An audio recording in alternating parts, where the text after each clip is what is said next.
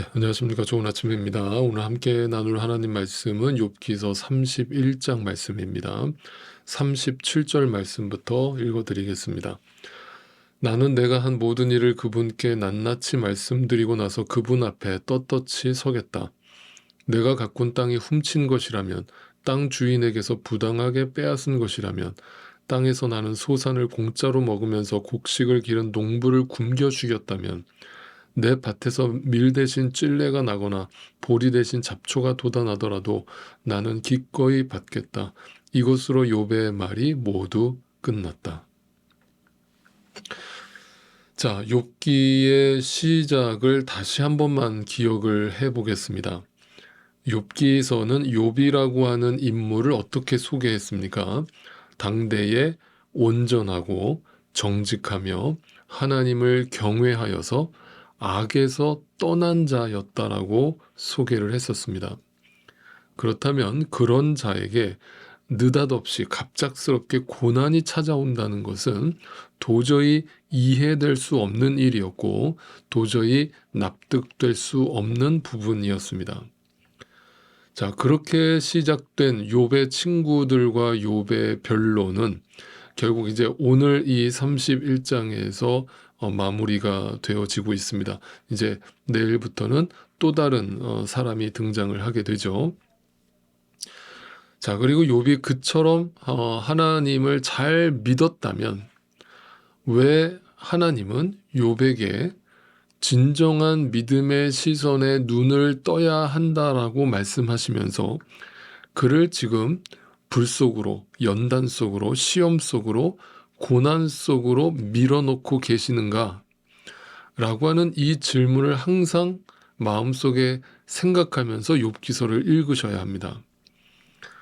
그리고 우리가 많이 착각하는 것은 이 욥과 마찬가지로 신앙생활에 뭔가 어떤 눈에 보이는 열매가 있거나 어떤 열심을 보이거나 어떤 특별한 의지와 노력이 나타나면 그런 우리의 노력과 그런 우리의 열심을 좋은 믿음으로 평가하고 그 믿음에게 박수를 쳐주기를 조금도 주저하지 않죠. 그리고 그 사람에게 직분을 허락하고 교회의 어떤 일들을 맡기게 되죠. 그리고 그런 신앙생활을 하기 위해서 더 열심히 신앙생활을 하라고 저와 같은 목사님들은 강조를 하게 되죠. 심지어 이단 사이비들의 열심을 바라보면서 다른 건 몰라도 이단 사이비들의 열심을 본받아야 된다라고까지 말하는 그런 목사님들도 많이 보셨을 겁니다. 정말 기가 막힌 노릇이 아닐 수 없죠. 여러분, 잘못된 열심이 있을 수 있습니까? 없습니까? 네, 분명히 있을 수 있죠. 열심이라고 해서 절대 좋은 것이 아니죠. 그 열심이 무조건 좋은 것이 아니라 그 열심의 방향이 제대로 설정되어 있느냐를 항상 체크해야 되겠죠. 무조건 뛴다고 해서 좋은 것이 아니라 내가 가려는 방향이 그 목표 지점이 정확하게 맞는지를 확인하지 않고 무조건 뛰는 것은 너무나 어리석은 일이고 너무나 단순한 것이죠. 그래서 그 열심으로는 오히려 그 열심이 지옥을 향해 달려가는 어떤 통로가 되어버릴 수도 있는 것입니다. 그러니까 욥도 하나님을 만나기 전까지는 그렇게 살았던 겁니다. 누구보다 믿는 부분에 있어서 열심을 내고 살았고 누구보다 경건하게 살았고 누구보다 윤리 도덕적으로 살았던 사람이라는 거예요. 그리고 심지어 자기 자식들이 혹시라도 하나님 앞에 죄를 지을까 봐 수시로 그 자식들을 위해서 하나님 앞에 번제를 드렸던 사람이 바로 욥이었습니다. 그러니까 자기 자신만 어떤 그런 신앙적 열심을 나타내는 게 아니라 내 가족까지도 어떤 하나님 앞에서 신앙적으로 남달라 보이게 하기 위해서 내 자식까지도 열심을 내게끔 독려했던 그런 가장이었던 사람이 바로 욥이었던 것이죠. 그런 종교적 열심으로 똘똘 뭉쳐있던 사람이 욥이었던 거예요. 그런데 욥기서는 그런 욥의 신앙을 좋은 신앙, 좋은 열심으로 평가하지 않는다는 것을 기억하셔야 됩니다. 뭔가 욥은 하나님을 모르고 하나님의 뜻을 알지 못하며 그 눈을 뜨지 못한 자로 지금 계속해서 등장하고 있는 것입니다.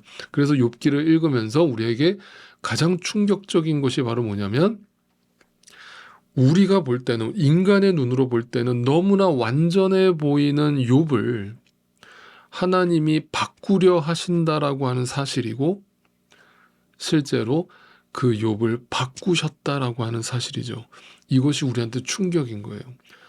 저 사람이 바뀌어질 이유가 있어? 저렇게 신앙생활 잘하는 사람이, 저렇게 믿음 좋은 사람이, 저렇게 하나님 앞에 열심을 내는 사람이, 그런데 하나님은 그에게 고난을 허락하셔서 뭔가 그가 잘못된 방향을 향해서 뛰고 있는 것을 바꾸시려고 하고 바꾸어 놓으신다는 사실이죠.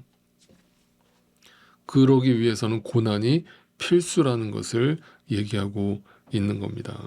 이것을 우리가 얼마만큼 이해하고 계신지 알 수 없고, 또 우리가 막상 고난을 당해보지 않는 이상 이렇게 말씀을 우리가 묵상을 해도 그냥 지식으로만 이해하고 넘어갈 뿐이지 마음으로 와닿지 않으실 수 있을 거라는 생각을 또 저도 하게 됩니다. 그러나 중요한 것은 하나님의 방향과 하나님이 우리를 어디로 인도하려고 하시는가만 우리가 확인한다면 그것으로 여러분에게 충분히 어떤 예방주사 역할을 할 거라고 저는 생각합니다. 그래서 오늘 본문은 그 욥의 마지막 변론이 기록되고 있는데, 그가 끝까지 뭘 주장하는가를 들여다보면 자신의 결백과 자신의 정당성을 주장하는 중이죠. 욥이 이렇게까지 결백을 주장하는 이유는 고난의 이유를 욥의 죄로 몰아가는 친구들의 주장에 대한 반박이라고 할 수 있지만, 그럼에도 불구하고 욥은 여전히 자신의 삶과 신앙의 열매를 행위적인 시선에서 평가하고 있기 때문에 이런 결백을 주장하고 있는 것입니다.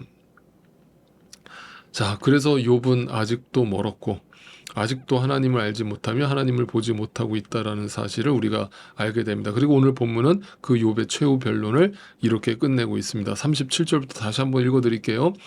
나는 내가 한 모든 일을 그분께 낱낱이 말씀드리고 나서 그분 앞에 떳떳이 서겠다. 떳떳하다. 내가 가꾼 땅이 훔친 것이라면, 땅 주인에게서 부당하게 빼앗은 것이라면 행위적으로, 윤리적으로, 도덕적으로, 법적으로 내가 잘못한 게 있습니까? 39절, 땅에서 나는 소산을 공짜로 먹으면서 곡식을 기른 농부를 굶겨 죽였다면, 내가 정말 윤리도덕적으로 잘못한 게 있다면, 40절, 내 밭에서 밀 대신 찔레가 나거나 보리 대신 잡초가 돋아나더라도 나는 기꺼이 받겠다. 만약 정말 내가 윤리도덕적으로 잘못한 게 있다면 벌을 마땅히 받겠다라면서 이것이 욥의 말이 모두 끝났다. 그 뒤엔 아무것도 없다. 욥은 할 말 다 했다. 나는 결백하다. 이 결백을 주장하기 위해서 욥기서는 4장부터 시작된 그 지루한 논쟁과 변론이 여기 31장에서야 비로소 끝이 나고 있는데, 그 끝은 너무나 허무하고 어이가 없게 끝나는 것이죠. 나는 결백하다로 끝나는 것이죠. 결국 하나님을 고백하는 것처럼 보이지만, 하나님 앞에서 뭔가 자신의 정직함을 고백하는 것처럼 보이지만 여전히 하나님을 알지 못하고 하나님이 안 보이고 자기 의로만 가득한 욥을 보고 있는 것이죠. 이 말은 지금까지 욥은 하나님을 단지 자신의 어떤 행위의 명분으로 삼았을 뿐이고 전혀 하나님에 대해서 알지 못했으며, 그 하나님이 나를 어떻게 취급하시며 어떻게 나를 구원하시는가에 대해서는 조금도 관심이 없었다는 것을 의미합니다. 내가 하나님 앞에서 얼마나 의로운가에만 관심이 있었던 것이죠. 하나님은 지금도 우리를 변화시켜 가고 계십니다. 믿으십니까? 그 변화의 끝에서 내가 하나님을 잘 믿었다가 나오면, 그것이 우리의 결론이 되면 안 됩니다. 우리의 결론은 모든 것이 은혜, 모든 것이 하나님의 긍휼과 자비하심이었음이 우리의 입술에서 나와야 하고 우리의 모든 삶에서 그렇게 묻어 나와야 합니다. 그것이 제가 주일날 말씀드린 그것이 순종입니다. 힘이 다 빠진 상태에서 전적으로 하나님의 강하심을 의존하여서 주님 앞에 서는 것이고 주님의 은혜를 붙들고 서는 것입니다. 이것이 믿음인 것입니다. 우리 인생의 결론이 지금 욥의 최후 진술처럼 끝나지 않기를 진심으로 바랍니다.